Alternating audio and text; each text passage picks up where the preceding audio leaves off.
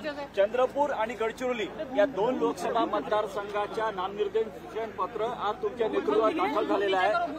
महाराष्ट्रातल्या रणधुमाळीची सुरुवात आज तुम्ही केलेली आहे भाऊ, काय म्हणाल तुम्ही? मला अतिशय आनंद आहे की महाराष्ट्रातल्या निवडणुकीची सुरुवात चंद्रपूर आणि गडचिरोली सारख्या आमच्या दोन जिल्ह्यातनं होते आहे। हे दोन जिल्हे भविष्यातले महाराष्ट्राचे ग्रोथ इंजिन आहेत आणि म्हणून इथनं होणारी सुरुवात ही निश्चित फलदायी राहणार आहे।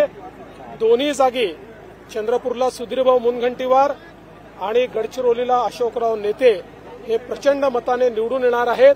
त्यामुळे आमच्या विजयाची मुहूर्तमेढ आम्ही हे दोन फॉर्म भरून आज केलेली आहे। भाऊ तुम्ही काय म्हणाल? काँग्रेस पक्षाचे एका ज्येष्ठ नेत्यांनी आज राजीनामा दिला। राजीनामा देत असताना त्यांनी त्यांच्या पक्ष नेतृत्वावर आर्थिक देवाणघेवाणीतून उमेदवारी या जिल्ह्यात लादली गेली असं केलेलं आहे। काँग्रेस पक्षाचं हे चित्र तुम्हाला काय वाटते? मला असं वाटतं की ते सत्यच बोलले आहेत, ते स्पष्टपणे बोलले। काँग्रेसमधले अनेक नेते बोलत नाही आहेत, आमच्याशी खासगीमध्ये सांगतात की काय करायचं भाऊ, आमच्याकडे चांगल्या उमेदवाराला तिकीटच मिळत नाही, आमची तिकीटं कुठे विकली जातात आम्हाला माहिती नाही, असं त्यांचे लोक आम्हाला सांगतात। मी काही त्याच्यावर बोलणार नाही।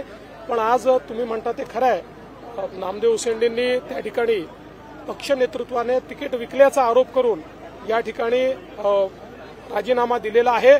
यातनं काँग्रेसमध्ये नेमकं काय चाललंय आपल्याला लक्षात येतं। महायुतीच्या सगळ्या उमेदवारांची घोषणा कधीपर्यंत होऊ शकते? हे लवकरच होईल। आमचं आता जवळपास काम झालेलं आहे। मला असं वाटतं की काही याद्या कदाचित मुख्यमंत्री महोदय आणि अजितदादा हे देखील कदाचित आज उद्यात घोषित करतील असा माझा अंदाज आहे। त्यामुळे लवकरच हे होईल। पुढचे सीएम म्हणून तुमचं